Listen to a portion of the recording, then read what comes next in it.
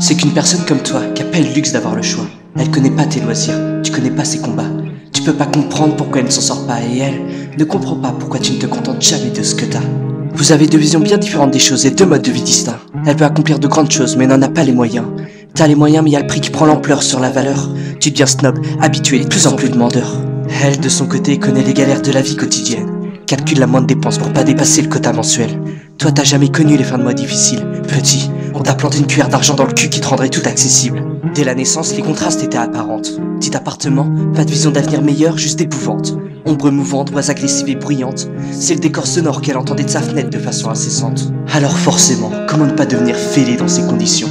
Elle a jamais eu la chance, comme toi, d'avoir un foyer stable, un abandon.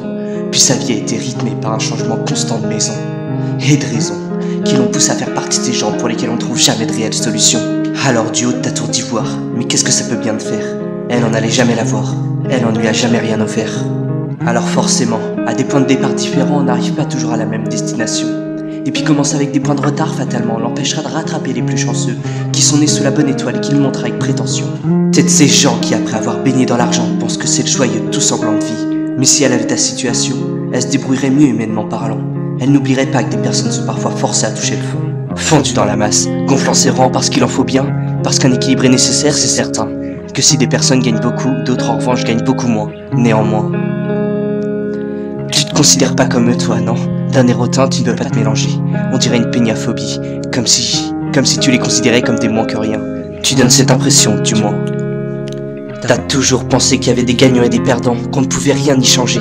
Mais elle, tu vois, fait partie de ces gens, vaincus mais qui ne seront jamais capables de l'accepter. Et parfois ça provoque des miracles de persévérer. Et par ses rêves et sa volonté, qui eux sont loin d'être restés au seuil de la pauvreté. Elle a plus de mérite que toi, car à défaut d'avoir de l'argent, elle a été courageuse comme tu ne le seras jamais.